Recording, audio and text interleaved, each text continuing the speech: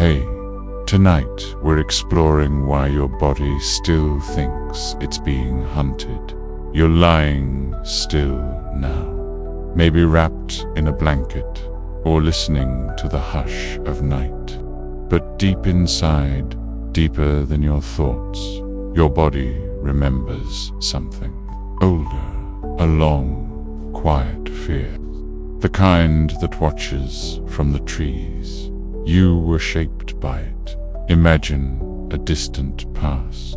Thousands of years ago, when the moon lit your skin like silver, and every sound in the tall grass meant something. A rustle, a crack, the snap of a dry twig. Back then, the body you wear now was a suit of survival armor, tuned not for comfort, but for escape, for hiding, for outlasting the thing with teeth. You probably won't survive this world unchanged, but that's the point. So before you get too comfortable, take a moment to like the video and subscribe, but only if you enjoy quiet stories like this. And if you're still awake, I'd love to know where you are in the world, and what time it is there now. Dim the lights, maybe turn on a fan for that soft background hum, and let's ease into tonight's journey together. You breathe in, slow. The air moves past your lips like smoke in the dark. Your body, this quiet animal you live inside, wasn't made for glass screens or clocks or soft beds. It was made to move in forests, to crouch behind rocks, to leap and to run. Long before you learned to talk or read or plan, your ancestors learned to notice. A flash of movement to the left, a broken silence in the canopy. That was survival. And the ones who noticed too late, their stories stopped. They didn't pass on what you carry now, in your nerves, in your bones, in the architecture of your heartbeat. There's something poetic, almost eerie, in realizing that the anxiety you sometimes feel isn't yours alone. It's a ghost from another time. It's the breathless quiet of prey. The human body still comes with settings tuned to danger. Your pupils dilate in low light, scanning the edge of shadow. Your ears swivel, not visibly, but subtly, seeking direction, confirmation, and your skin, covered in tiny sensors, tracing warmth, motion, proximity. They don't speak, but they remember. Here's a quietly fascinating fact. The average human can detect a single drop of sweat from another person just by smell, as a sign of fear, not consciously. You won't think someone's scared nearby, but your body might quicken. A ripple, an alert. Your old instincts whispering something's wrong, even today. Walking down an empty hallway or turning off the last light downstairs can stir something deep, an unease with no clear source. You tell yourself it's silly, but it isn't. It's ancient. It's you. You live in a world that tells your thinking mind you're safe, but your body doesn't always believe it. There's an eerie little detail tucked in the fossil record. Prehistoric humans, even the strongest of them, often had fractures not just from accidents, but from violent encounters. Teeth marks from big cats, trauma to the skull, and you, the dreamer curled under warm blankets now. You descend from the ones who survived that, who learned to duck, to hide, to wait until the growling passed. Some researchers even believe the white parts of your eyes, The sclera evolved to make it easier for others to see where you're looking, to communicate silently, to signal danger that way. A silent glance that could save the tribe. But here's the quiet twist. That same eye whiteness also makes it harder to lie convincingly. Peer, direction, your attention, your fear, it's visible, vulnerable. So now you walk through life both seen and seeing, still shaped by the need to belong to a group that might protect you, still haunted by the fear of being left behind. Because for most of history, being alone meant being hunted, not metaphorically, literally.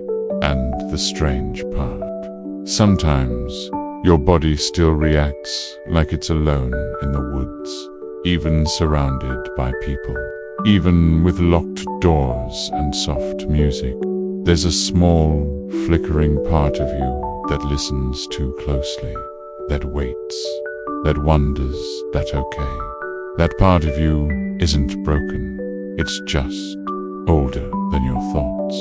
There's a quiet debate among evolutionary psychologists whether modern human stress is a mismatch problem. You've got predator wiring living inside a world without predators, an overclocked warning system with nothing to warn you about, at least nothing that will eat you. And yet, the fear still sparks. Sometimes, while walking to the store, or reading a message, or lying in bed, heart racing with no clear reason. You're not imagining it, you're remembering it, from a life you never lived, but inherited. Tonight, as you listen, that hum under your skin may not fade right away, but you don't have to fight it, just notice it, like a distant drumbeat, a rhythm from long ago, when safety meant firelight and sleep came in shifts. Let your mind drift back there, back to flickering shadows on a cave wall, to the sound of breath, not just yours, but others nearby. People you trusted, people who watched over you when your eyes closed. Even then, your body probably didn't sleep all the way. It flinched at night sounds, twitched at the wind, and maybe it still does. But you're here now, listening, wrapped in softness. In this moment, you are not being hunted, not by teeth, not by time, not by anything you need to outrun. Let your shoulders loosen. Let your jaw unclench. Whatever chased your ancestors has already passed. Your eyes might be closed now. Or maybe you're just letting your gaze blur, not really looking at anything, just breathing. But somewhere beneath the quiet, something listens. It's not your ears. Not exactly. It's deeper than that. A quiet whisper beneath calm, a biological watcher, always scanning, even when everything seems still. Your nervous system never completely stops listening for danger. You've probably felt it before, that strange unease when everything's fine, but your chest feels tight, or your shoulders ache like they're bracing for a blow that never comes. That's the whisper. A leftover signal from a world where silence didn't always mean safety. In fact, in the old world, silence often meant something was wrong. When birds went quiet, when the jungle stilled, when the frogs stopped calling, it meant something was moving through the trees. A predator. The kind that doesn't roar. The kind that stalks. And so your body still hears silence as a kind of alert. It's an eerie trick of biology. Even comfort can be unsettling when your nervous system has been taught over millennia to equate calm with the moments before attack. Here's a quietly fascinating fact. Your body's threat detection system is so fast, it can react to danger before your conscious brain even knows what's happening. A shape jumps out in your peripheral vision and you flinch, only to realize a second later it's a shadow or a coat on a chair. That reaction wasn't your thoughts.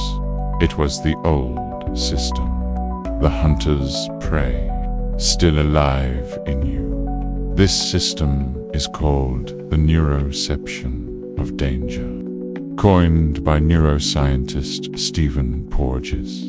It describes how your body constantly and unconsciously evaluates safety, not with reason, but with instinct.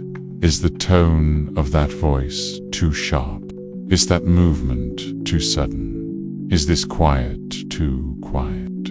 Your heart answers before you do. And you've probably noticed, the more stressed or tired you are, the louder the whisper becomes. The shadows feel heavier. The silence buzzes. Your body leans into the edge of fear, like it's waiting for the other shoe to drop, even when there is no other shoe. Sometimes this ancient whisper surfaces at night, just as you're about to fall asleep. Your breath slows, your limbs relax, and suddenly your heart skips, or you feel a jolt, a strange drop in your chest, a falling feeling. There's a word for it: hypnic jerk. It's that sudden startle as you fall asleep. Muscles twitch. Your brain fires like you're tripping. Some scientists believe it's another evolutionary echo. In the trees, when our ancestors slept on branches, a twitch could stop them from falling. A last-minute correction to keep them from tumbling into darkness where predators waited.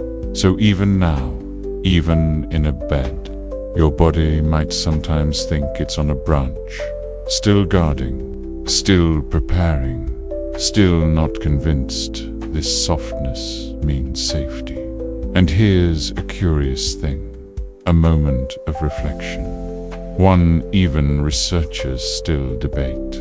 Why is it that some people only feel truly calm after something goes wrong? The waiting is worse than the storm. The tension before the bad news, before the confrontation. That's when your body whispers the loudest, because the danger is still unknown, still possible. Once it arrives, the whisper quiets. You know what you're facing. There's something oddly peaceful in that. It raises a quiet question. Are we more afraid of danger itself, or of not knowing when danger will come? No one's quite sure. The data's incomplete, but the pattern remains. You are not paranoid. You are just wired by millions of years of survival that didn't leave much room for true stillness. And that's why, even in the calmest spaces, your favorite chair, your softest blanket, a peaceful night, your body still listens. It doesn't trust silence immediately. It waits. There's something strangely beautiful about that. Put something poignant. Your body, even now, loves you so deeply that it refuses to stop protecting you, even when you tell it. There's nothing to fear, even when it's wrong. It's like an overprotective friend who won't sleep at the campfire, who keeps watch so you can dream. But tonight, maybe you can whisper back. Tell it, thank you, but it's okay now, not with words. with breath, with stillness, because safety isn't a sound.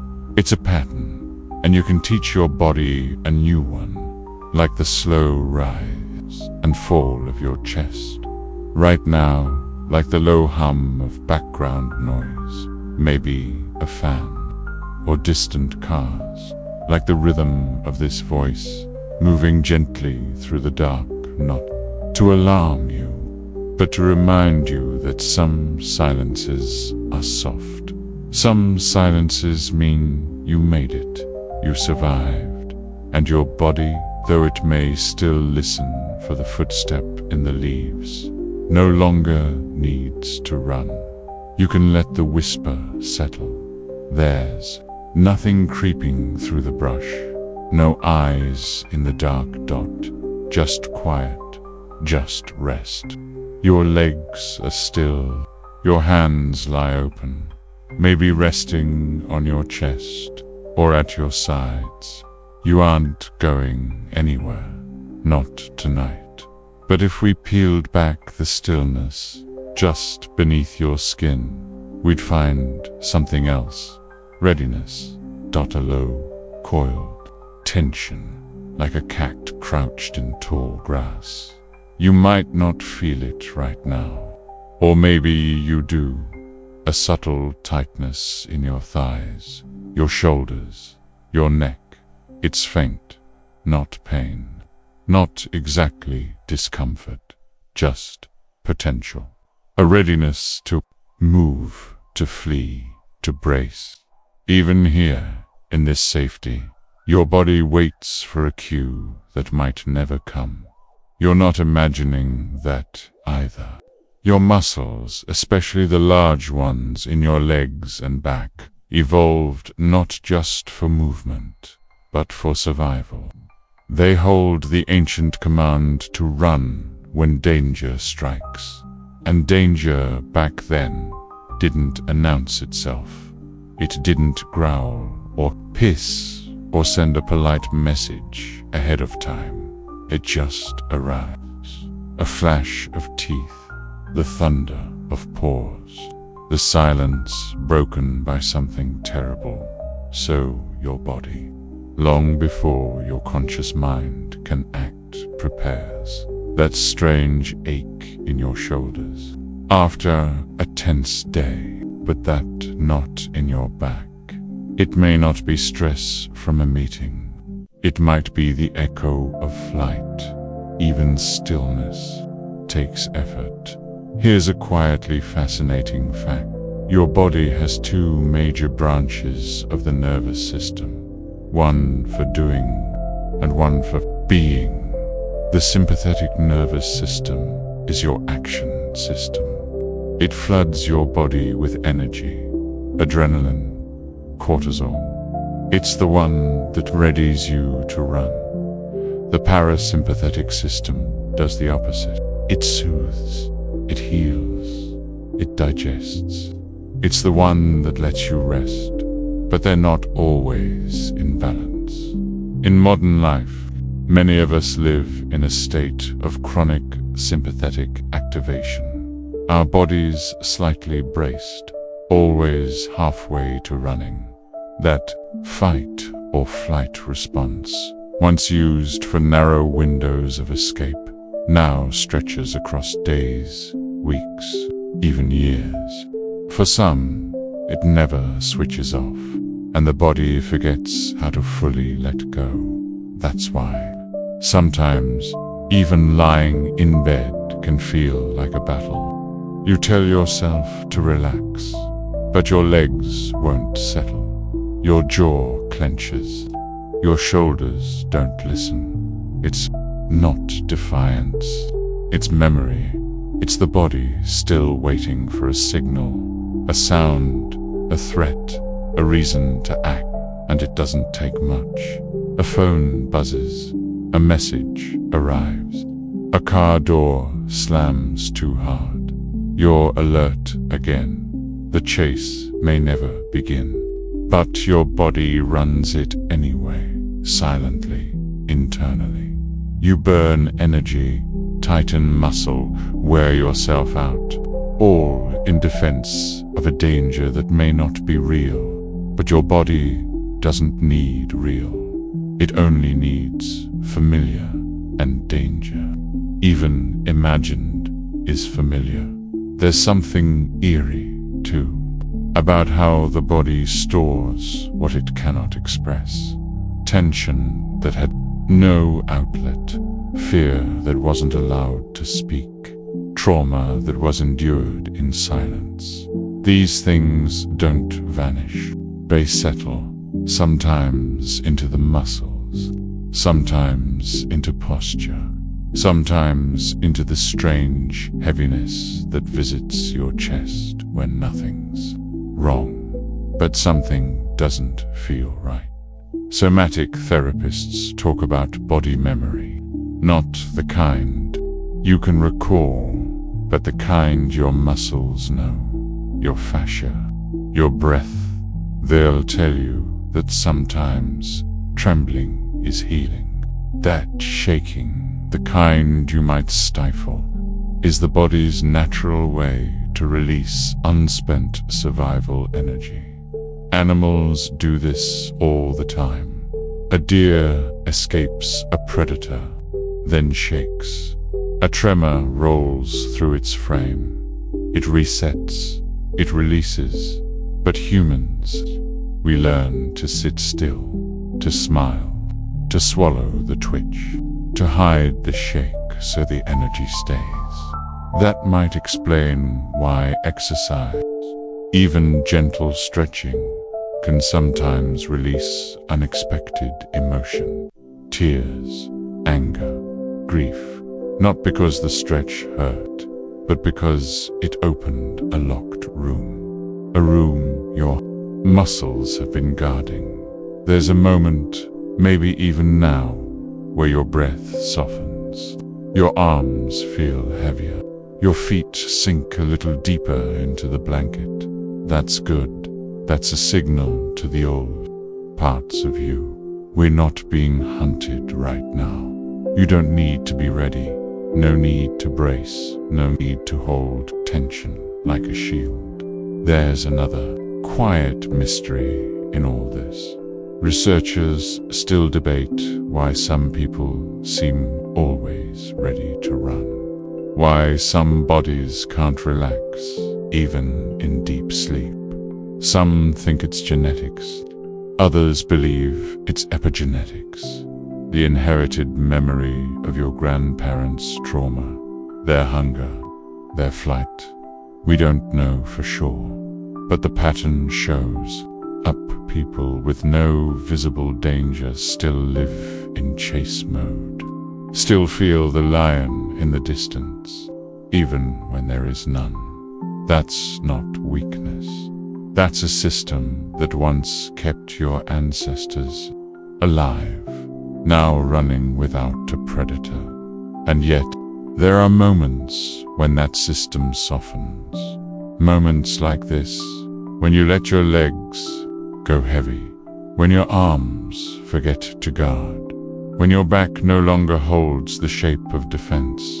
In those moments, you reclaim something, not just rest, but permission. Permission to stop the chase, to loosen the grip, to uncoil, not because the world is perfect, but because you're safe enough right now to stop pretending it's not.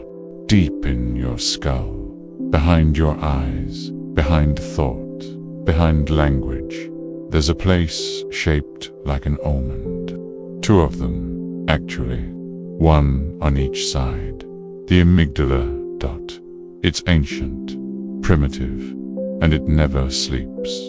If your body is a temple, the amygdala is its old alarm bell. Not the kind with flashing lights, the kind that tolls low and fast, so deep you don't hear it with your ears, only with your blood. Right now, it may be quiet, but it's always watching. Before you were born, your amygdala knew how to fear. It doesn't need words. It doesn't need proof. A look, a noise, a memory, a silence, too still. That's enough. This little almond-shaped guardian has only one question it ever truly asks. Am I safe? And it answers quickly, often too quickly, in the absence of facts, logic, or fairness. You might be resting peacefully until someone's tone shifts or a floorboard creaks. Your stomach tightens. Your breath pauses. That's the doing. Here's a quietly fascinating fact. The amygdala can trigger a fear response in less than 12 milliseconds. Bus faster than your brain's visual cortex can process. What you're looking at, it means you can feel scared before you know why.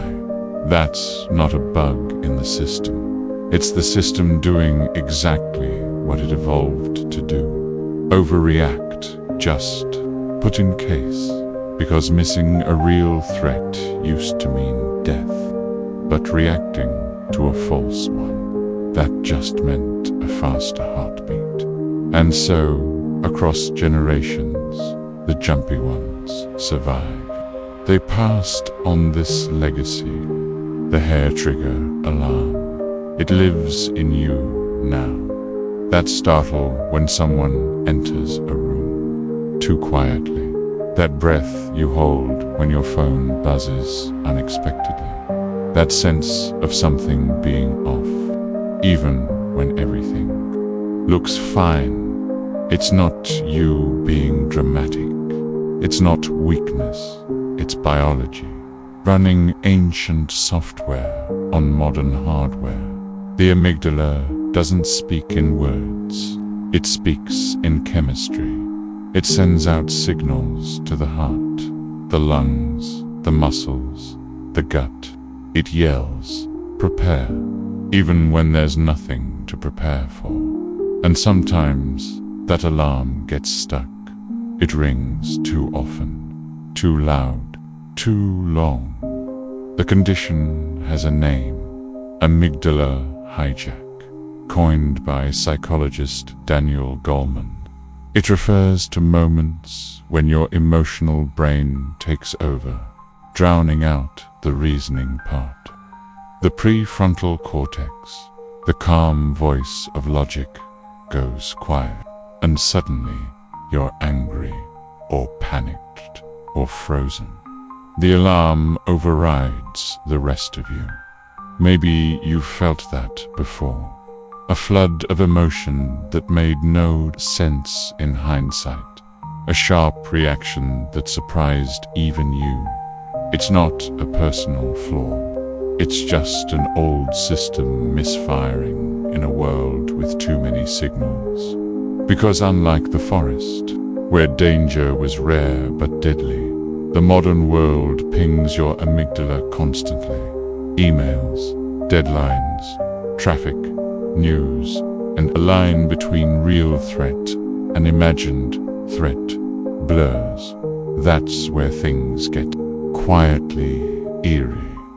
Because sometimes the amygdala reacts not to what is, but to what might be. A look that reminds you of someone who once hurt you.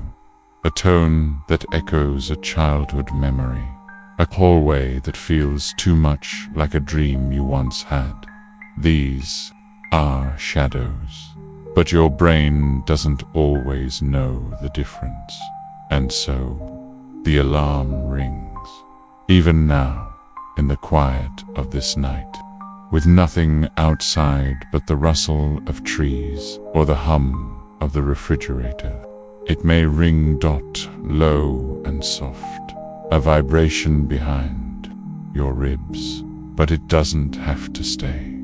The brain can learn. That's the wonder of it. Even the amygdala, stubborn as it is, can be rewired, slowly, gently, through safety, through repetition, through presence. Studies show that practices like mindfulness, slow breathing. And even listening to calm narration like this can literally shrink the amygdala over time. It becomes less reactive, less jumpy. It learns not everything is a predator. It learns the difference between now and then. That's why, right now, your breath matters more than you think. When you inhale slowly and exhale even slower. When you soften your jaw and feel the air cool your nostrils, you're not just relaxing, you're signaling safety. And the amygdala listens. It notices patterns. Oh, it thinks, this is what safe feels like. So it quiets a little, then more, and more. But here's the mystery. Scientists still don't fully understand why the amygdala sometimes fails to unlearn. Why? In some people, it keeps reacting decades after the danger has passed. Why? Even when you know you're safe, your body says run. Some blame early trauma, others point to genes. Some say it's a riddle of both nature and nurture locked in a tangle. No, one knows for sure. But the question remains, can the body ever fully forget? Perhaps not, but it can be reminded again and again that right now is not then. And that's enough. That's what you're doing here. You are teaching your ancient alarm a new rhythm. Not through logic, but through breath, through stillness, through noticing that the night is just night, the silence is just silence, that your heart still beats, but not in panic, in rhythm, and maybe, just maybe, that small protective part of you, that little almond-shaped guardian will rest its hand on the alarm bell and wait just a moment longer, just long enough for peace to slip in. You take a breath. Maybe you shift a little in bed. Maybe your stomach rumbles softly, not from true hunger, just a flicker of sensation. But even that faint signal, it means more than you think. Because your hunger, like your fear, is old, older than fire, older than tools. It's a message passed down through bodies like yours, bodies that survived by listening to that hollow pull in the gut and obeying it like a prayer. But here, in this century, hunger gets confused. It still whispers, as if famine were just a sunset away. It doesn't know you can open the fridge or tap a screen. It still believes you might walk for miles with nothing but roots and hope. That's why sometimes you feel hunger when you aren't truly hungry, or crave food when what you really need is safety, or comfort, or rest. Because the body doesn't only eat to live, it eats to feel unthreatened. You can think of it like this. For most of human history, to be well fed was to be safe. To have full cheeks and a soft belly wasn't shameful. It was sacred. It meant you weren't being hunted. It meant the cold wouldn't take you this winter. It meant you had found enough, gathered enough, outwitted the world just long enough to live another day. And so your body, even now, celebrates food like a reunion. But what happens when food is everywhere? What happens when famine is rare, but your wiring hasn't caught up? Here's a quietly fascinating fact. Even short periods of food insecurity in childhood can cause the brain to develop a stronger, longer-lasting reward response to high-calorie foods. The body remembers the lack and overcorrects. It doesn't care that your grocery store is full. It remembers the empty. And for many people, this hunger becomes complicated, not just biological, but emotional. A quiet ache in the chest, a desire to fill something to soothe a nervous system that mistakes emptiness for danger. That's why we eat when we're anxious, why we snack when we're lonely, why comfort food exists in every culture, usually warm, soft, carb-rich, untied to safety. These foods mimic the feeling of enough, of being held, of being not hunted. But there's an eerie side to this too. In the modern world, the body's signals are scrambled. It tells you to eat, even when the danger is abstract, even when the threat isn't a predator, but a deadline, a breakup, a silence too deep to explain. Your amygdala fires, your muscles brace, and your body says, fuel up. Something is coming, even when nothing is. And in those moments, it can be hard to tell what you're really feeding. Is it your body or your fear? Is it your hunger or your history? The line blurs, and some people learn to ignore hunger entirely, to over-control, to restrict, to mistrust the body's signals, because they no longer seem reliable. But the body isn't blind. Just using an old language. The problem isn't that your body wants too much. It's that it was shaped by a world of too little. A world where to be slightly over-prepared was to survive. There's an unsettling but important idea in neuroscience. Perceived scarcity can shape behavior as much as actual scarcity. Meaning, if your body believes the famine is coming, even subconsciously, it will act accordingly. It'll store fat. It'll slow metabolism. It'll crave sugar. It'll seek warmth. It'll prepare, quietly and obsessively, for a winter that never arrives. And then, confused, it will do it again. So, what do you do here in the quiet of a century that no longer starves you, but still starves your nervous system? You can begin by listening, not to the loudest craving, but to the softest one, the one underneath. Maybe what you're really hungry for is gentleness, for stillness, for permission to feel safe, without having to prove anything. Because the body isn't just a machine for fuel. It's an animal that longs for reassurance. And every time you eat slowly, every time you sip something warm, every time you chew without rushing, breathe between bites, rest afterward, you send a new signal to the old self.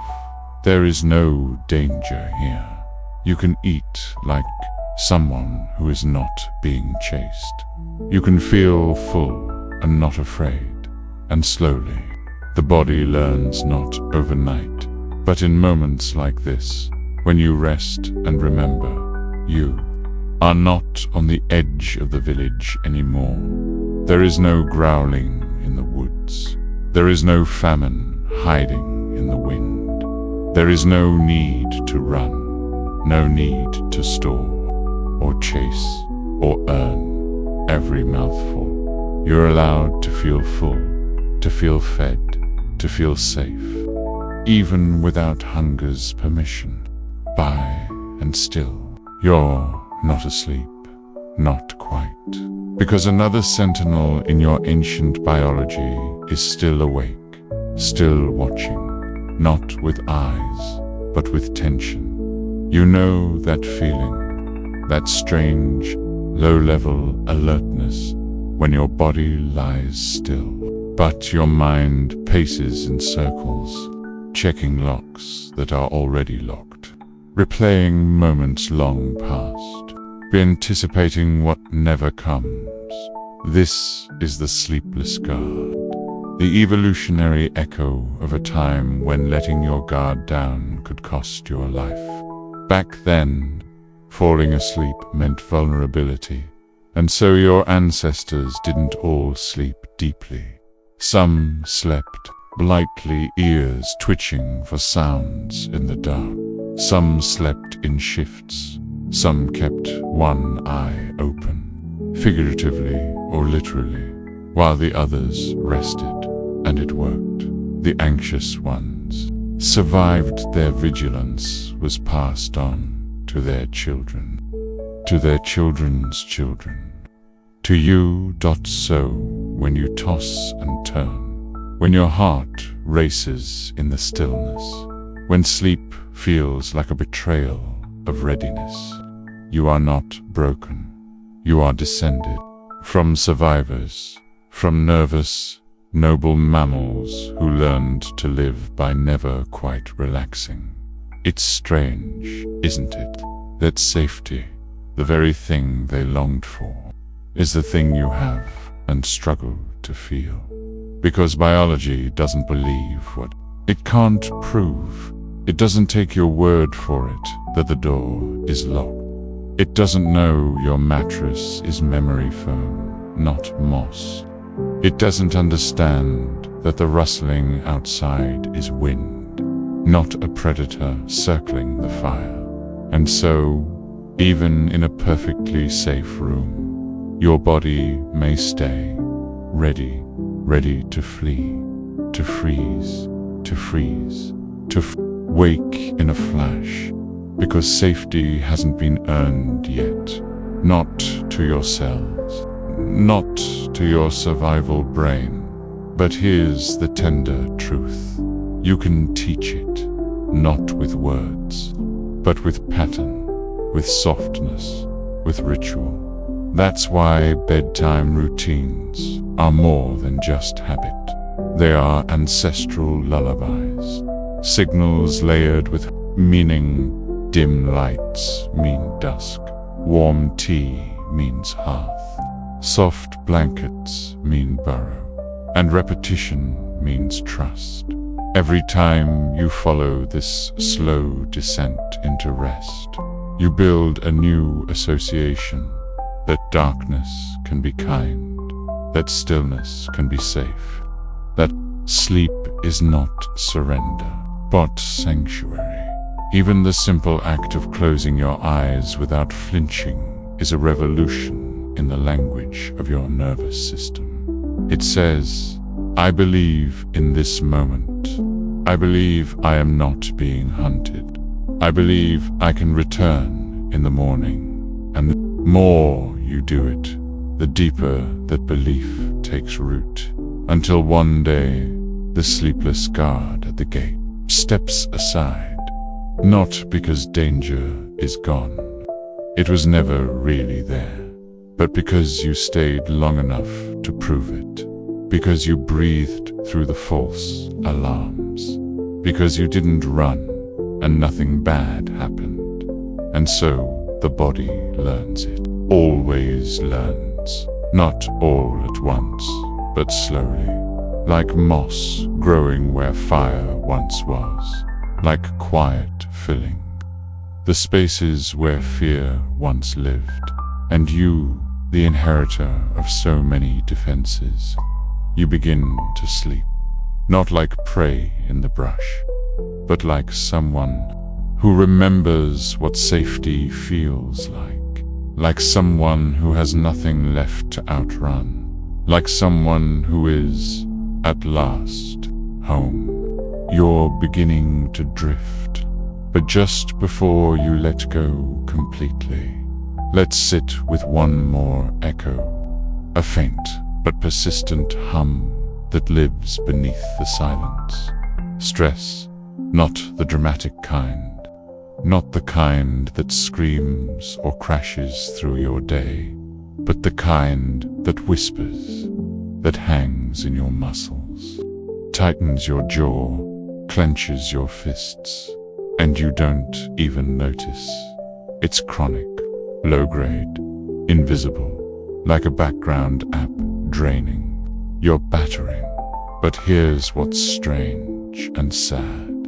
Your body responds to that whisper the same way it responds to a scream. It activates, just like it would if something were chasing you through the woods. Same chemicals, same urgency, same fight or flight cascade. Why? Because evolution didn't prepare us for inboxes and deadlines and vague social pressure. It only knows threat or no threat. So every worry you hold, every what if and not enough, gets processed like danger. Your ancestors didn't have emails, but they had droughts, they had predators, they had exile from the tribe. And those were life-threatening. So your nervous system still treats rejection like death, still treats uncertainty like starvation, still treats modern stress like ancient peril. And so, you never truly come down. You hover just above calm, just beneath alarm. A place where sleep is possible, but fragile. Rest is shallow. Dreams are short or restless. It's no wonder you wake up tired, but there is a way through, not by removing stress. You can't. The world is the world, but by changing the meaning. See, your nervous system doesn't respond to logic. It responds to signals, and you can give it new ones. That's what you're doing now. This story, this stillness, this slowness, all of it is a message, a new signal that says, I am safe. I am allowed to rest. I am not being hunted. Not now, not here. It may not believe it at first, but repetition is magic, because in the biology of safety, nothing is more powerful than predictability. That's what trauma steals, and what ritual returns. You're rewriting something very old, very deep. You're turning off alarms that were never yours. You're showing your body that not every tension is permanent. That not every noise means danger, that not every ache needs an answer. You are unlearning survival and learning to live. And one day, not far from now, you'll find that rest comes faster, that sleep isn't a struggle, but an arrival, not into darkness, but into quiet light. The kind that glows behind your closed eyes. The kind that says, you've done enough. You've come far enough. You are enough. Let your breath be your only responsibility now. In out. No urgency, no escape, just existence. Let the echo fade. Let the hum go quiet. Let your body stop running.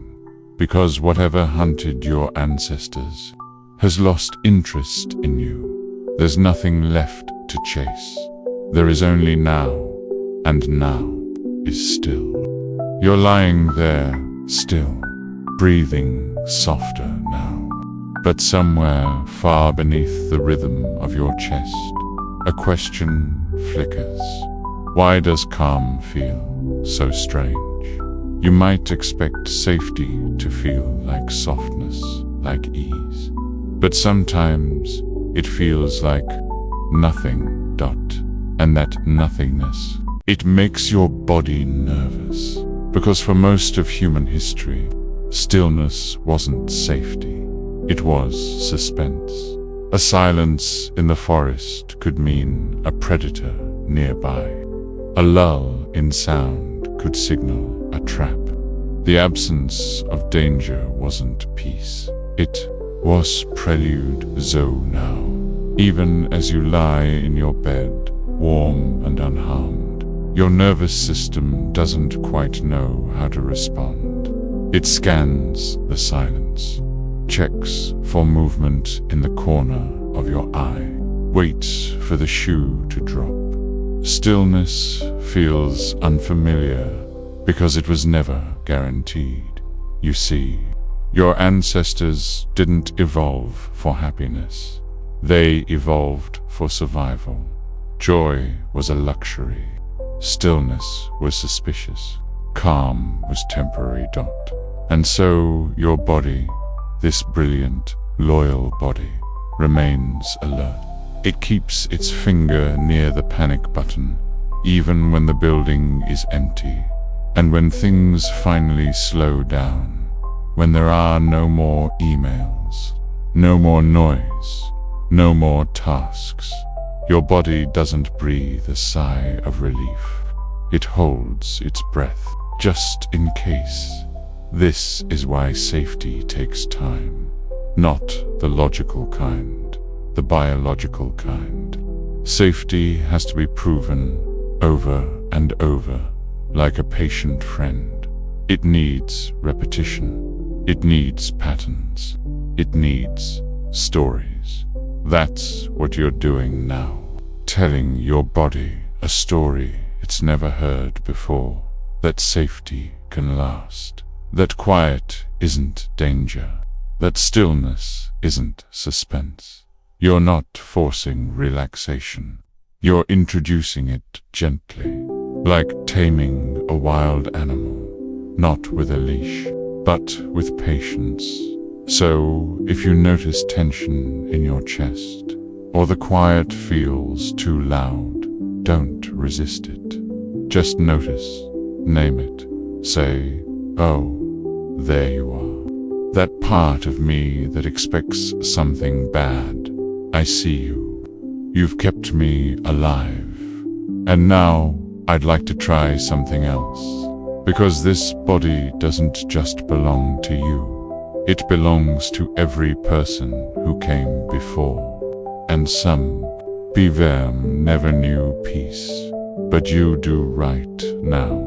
In this moment, you are not being hunted. You are not on trial. You are not alone. You are lying down in the safest place evolution has ever known. A room with a roof and locks and soft sheets and stories that don't end in fear. That's rare. That's sacred. And your body may need time to believe it. Let it take that time. Let it learn. Not everything ancient is meant to last. And not everything unfamiliar is unsafe. This stillness you feel, it's not the prelude to a threat. It's the beginning of trust. Stay here, if you can. Breathe here, if you like. This moment doesn't need to be earned. It doesn't need to be explained. It just is. Like the stars, like the sea, like you, just here. Let's go further back now.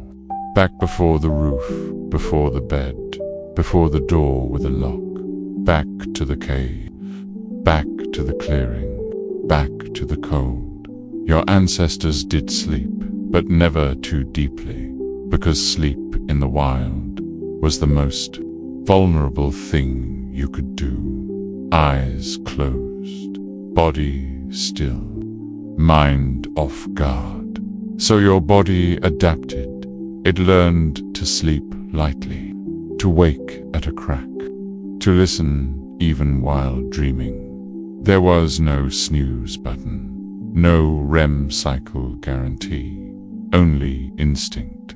only awareness. And so, even now, in the 21st century, your body still holds that truth, that sleep is something to be watched, that too much relaxation is risky, that alertness must never fully vanish. You're not broken for tossing and turning. You're not weak for waking in the night. You're ancient, you're wired. You're still running the software of someone who slept with one eye open. The predator isn't here anymore, but the program still is, and that's okay. There's no need to fight it, no need to force your way into sleep. Instead, let's try something else. Thank that part of you. The part that keeps one ear tuned for trouble. The part that listens for distant footsteps. The part that flinches at the creak in the floor. Say, thank you. You've helped me survive things I don't even remember. But I don't need you right now. Let it rest, like a guard being relieved of duty. Let it sit by the fire, if only for a while. And if it stands back up, if that alertness returns, don't scold it. It's doing what it was trained to do. But tonight, you are safe enough to untrain it. Softly, kindly, slowly. Because sleep is no longer dangerous. It's no longer a risk. It's no longer a luxury earned by exhaustion. Now, sleep is a gift, a quiet returning, a reunion with stillness. And even if your body forgets that in the next moment, you can remind it again. That's what this story is for. Not to convince your nervous system, but to keep it company. But until it begins to trust. Until sleep doesn't feel like surrender, but like coming home. So let your eyelids be heavy. Not because you must escape, but because this world, this version of the world, is finally soft enough to rest in. Here. Now, sleep is no longer something you must survive. It is something that heals, that rebuilds, that cradles the mind back into dreams. Let it come when it wants to. No force, no expectations, just invitation, just this moment, and you. So now you are here, somewhere between waking and sleep, somewhere your ancestors knew well, a liminal space, a flicker between the firelight and the dark. Long before books, before screens, before melatonin pills and alarm clocks, there were rituals, simple ones, repetitive ones, the kind that told the body it's okay to let go now. A lullaby sung in a whisper, a drum beat slow as a heartbeat, a crackling fire, a mother's hum, a father's breathing nearby.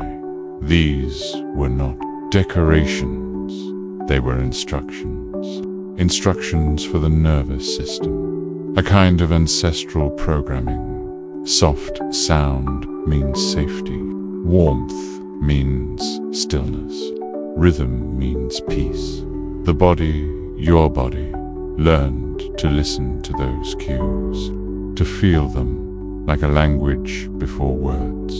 Even now, thousands of years later, you still respond to them. That's why your favorite songs soothe you, why a soft blanket calms your heartbeat, why the gentle repetition of this voice starts to lull your brain like a distant drum. You see, those rituals never vanished. They just got buried under noise, under schedules, under glowing notifications, and lives that never stop. But the body hasn't forgotten. The hunted animal still lives inside you. but so does the child curled by the fire, the one who fell asleep to soft sounds and knew that someone was watching the night, that someone is still here. That watcher can be you now. You can create your own firelight, maybe not with flame, but with intention, with softness, with care, with repetition. You've already begun listening to this voice at this pace. With this rhythm is a modern ritual, a new lullaby. You've built a circle of safety with sound, a den made not of fur and leaves, but of story and attention. So let the ritual continue. Let the stillness wrap around you. Let the body begin to follow its ancient instructions. No sudden movements, no loud thoughts, just the hum, just the story, just this.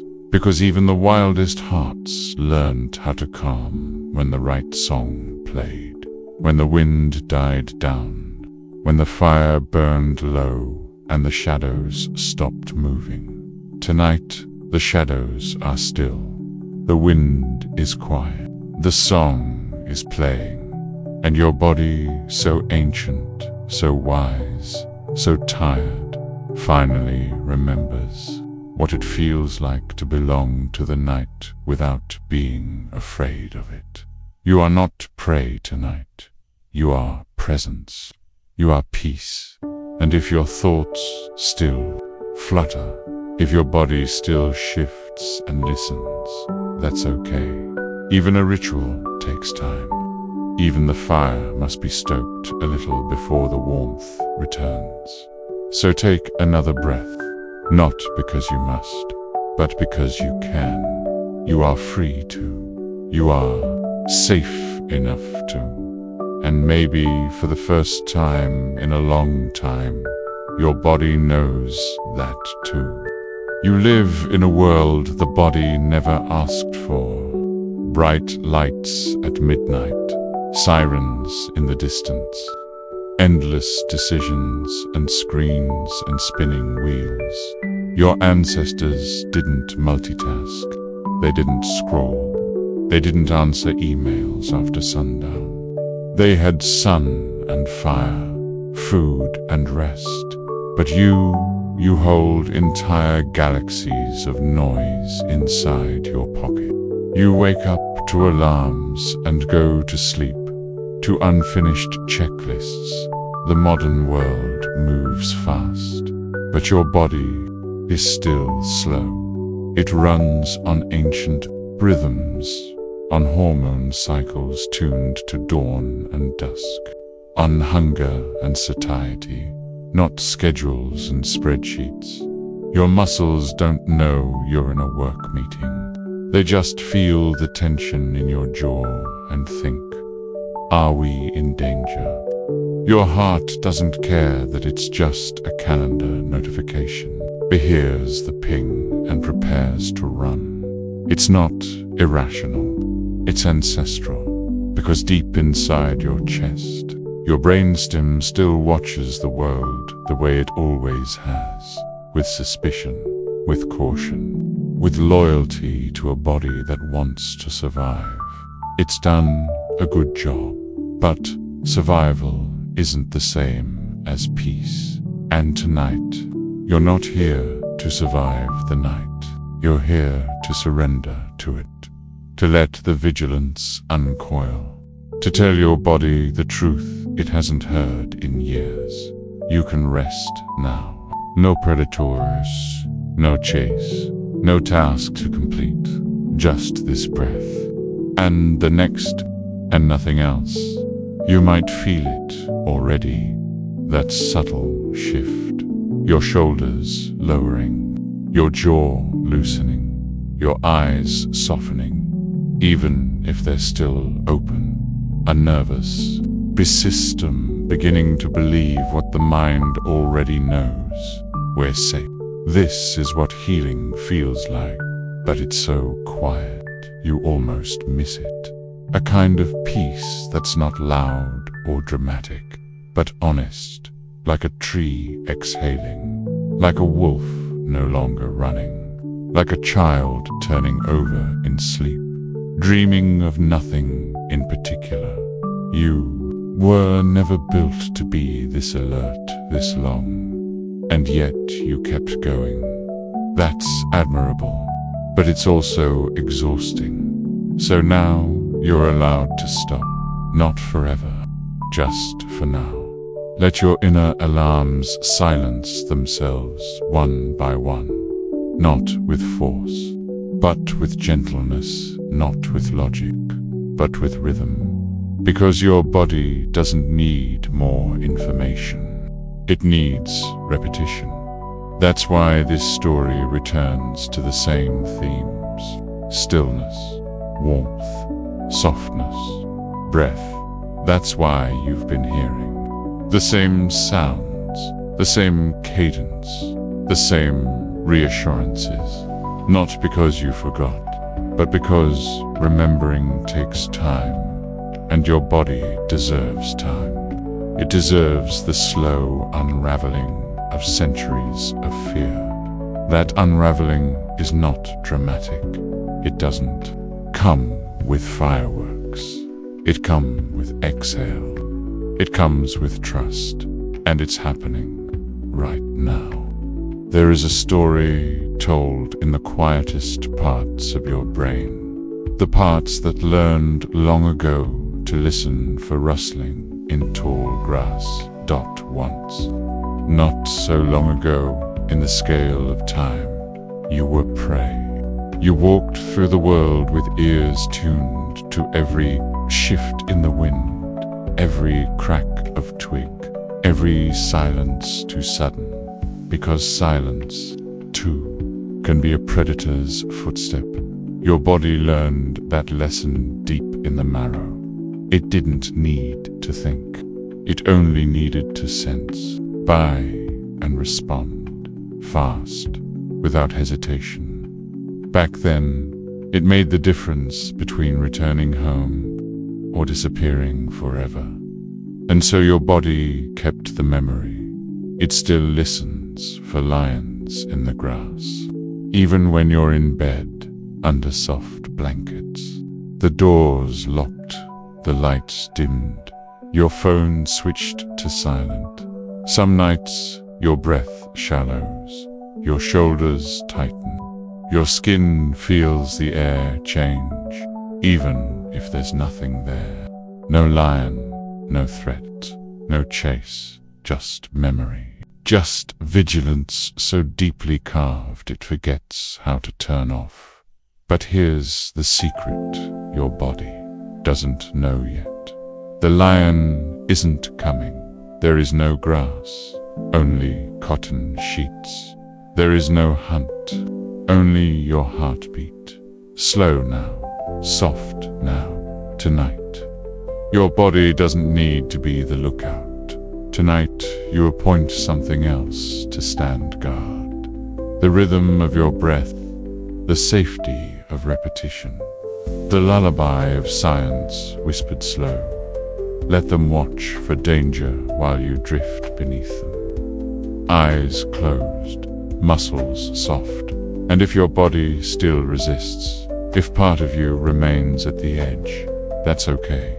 It's not failure, it's fidelity, a loyalty to the life that's kept you here this long. Honor it, and then gently remind it, we've survived, we are warm, we are safe. There is no lion, only the wind outside, only the stars blinking far away, only the pulse in your fingers, steady as moonlight. Tonight is not for running, not for bracing, not for waiting for something to go wrong. Tonight is for returning to what you were before the hunt began. A creature at ease, a being at rest, not because the world is perfect, but because you've found a moment where it doesn't need to be. A moment where you can lay the past beside you like a heavy cloak finally taken off. Let the grass grow quiet. Let the air be still. Let sleep begin its slow approach. Not like a wave crashing in, but like mist creeping gently through an open field. And if you must stay awake a little longer, that's fine too. The story won't rush you. Your body is wise, and slow things take time. But when the lion no longer paces in your ribs, when the night is allowed to be just night again, you'll feel it. The drift, the soft dark, the letting go. You are not being hunted. You are being held by this story, by this stillness, by this breath.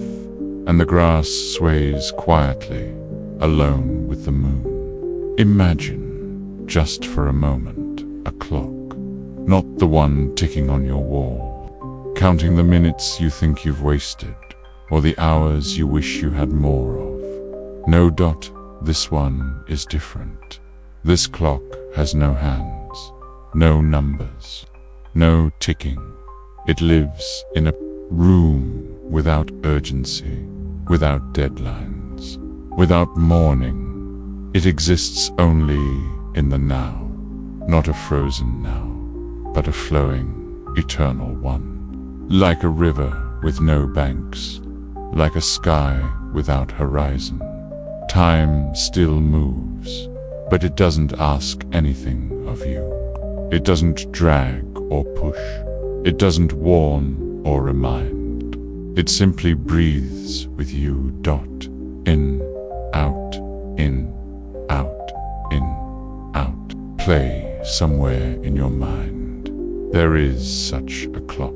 It waits behind all the alarms and calendars, beneath the buzzing schedules and urgent messages.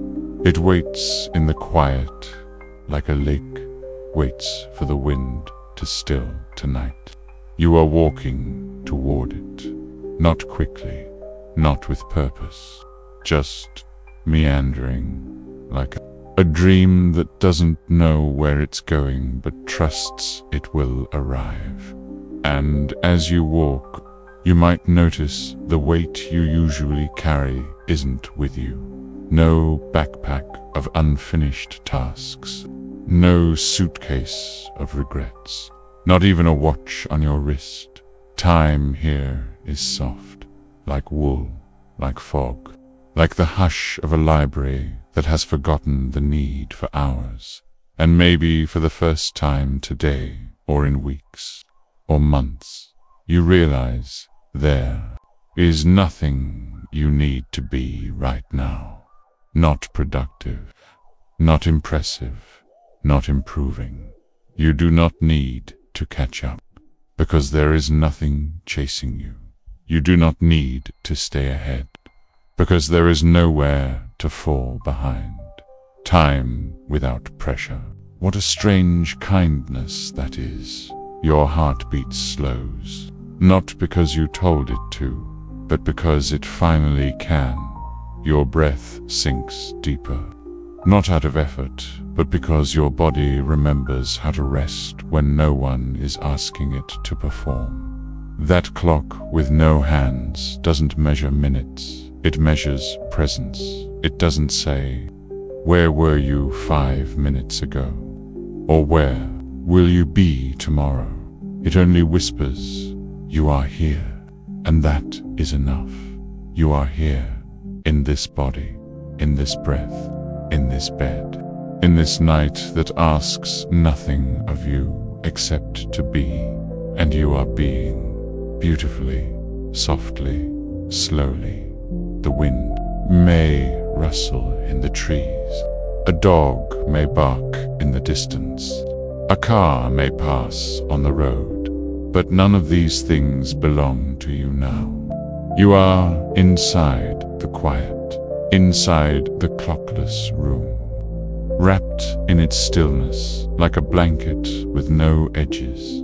Dot, let it hold you. Let it loosen the minutes from your shoulders.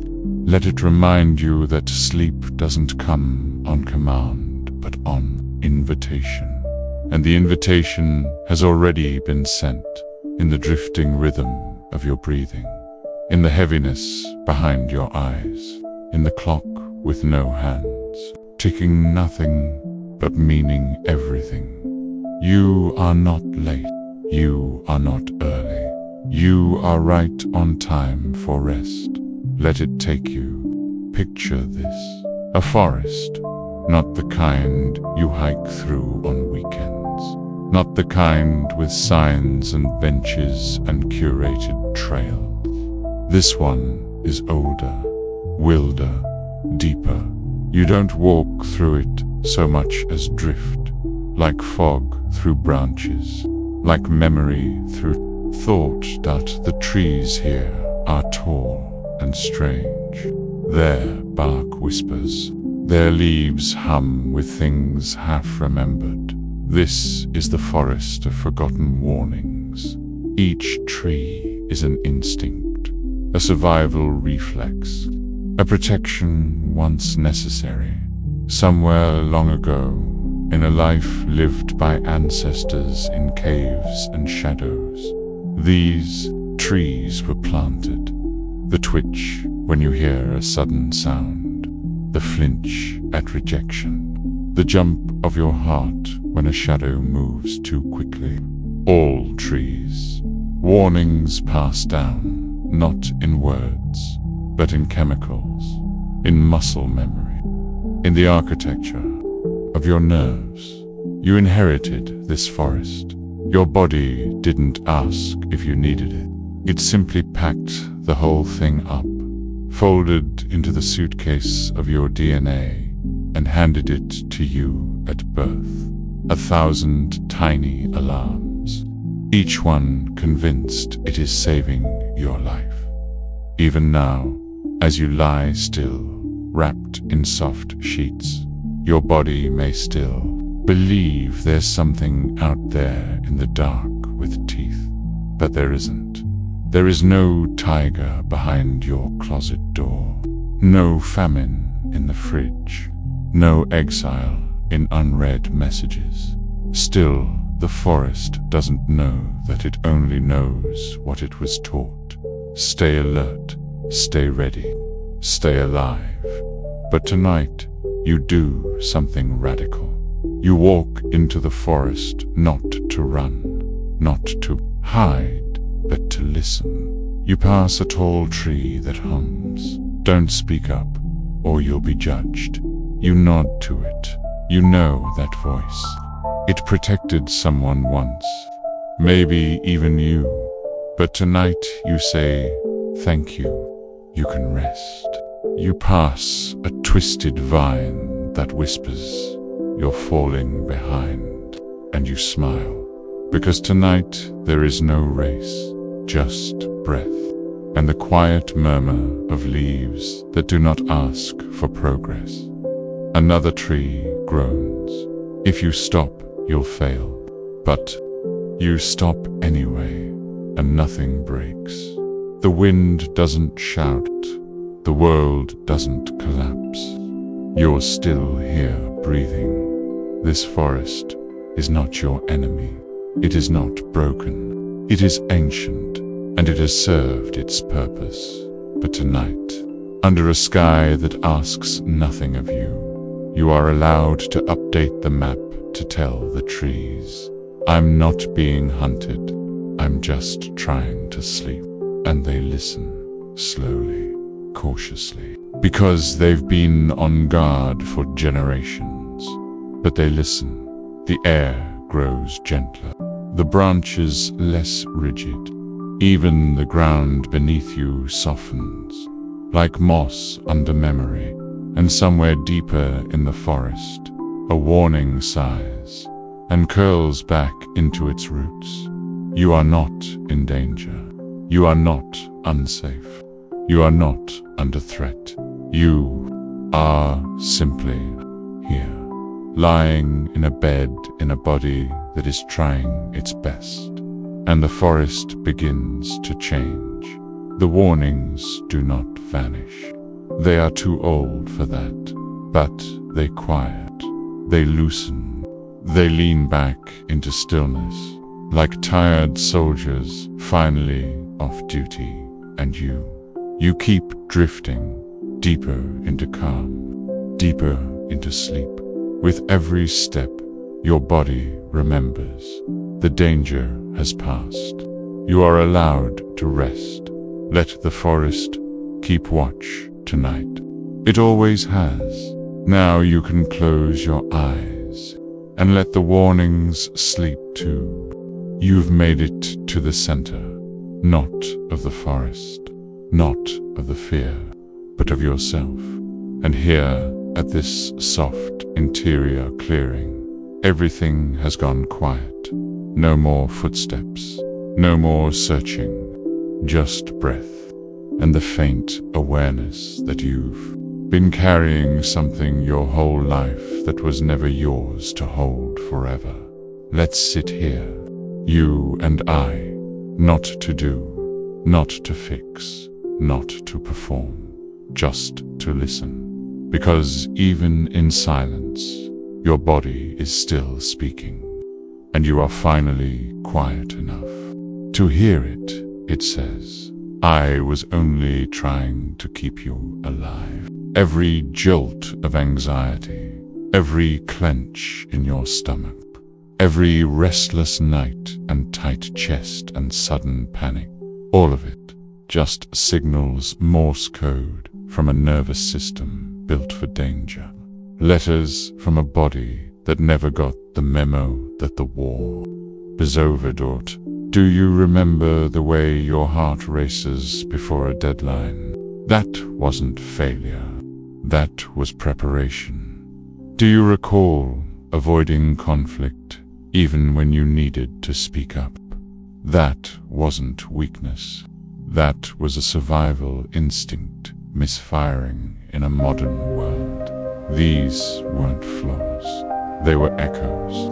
Echoes of a time when quiet kept you safe, when invisibility was the only shield. But the signal is not the problem. It never was. The problem was that no one taught you how to respond when the signal no longer matched the moment. Tonight, though, you are learning. You are learning that safety isn't just the absence of threat. It's the presence of stillness. And stillness isn't silence. It's permission. Permission to feel without flinching, to rest without guilt, to soften without fear of being broken. So now, as your breath slows and your muscles melt deeper into the bed, I want you to imagine the signal fades, not abruptly, not harshly, but like a candle easing into the dark, like the end of a song you didn't realize was playing. No alarms, no warnings, just the quiet that follows a message fully delivered. And now, the silence, the kind of silence that isn't empty, but full of everything that didn't need to be said, because it's already understood. You are not behind. You are not broken. You are not unsafe. Your body may have learned to scream when it only needed to whisper, but tonight you are teaching it how to hum again. A low, warm hum that matches your breath, matches your heart, matches this moment. And in that hum, in that beautiful, wordless lull, your body lays down its shield, just for now, not because the world is perfect, but because you've realized that you are allowed to rest anyway. No one is hunting you. Number one is chasing. There is no test, no score, no consequence for drifting. So drift, sink, soften, let the signal rest. Let the signal rest. Let the silence hold you. Let the body that once feared the world Finally, trust the night and sleep. You are safe.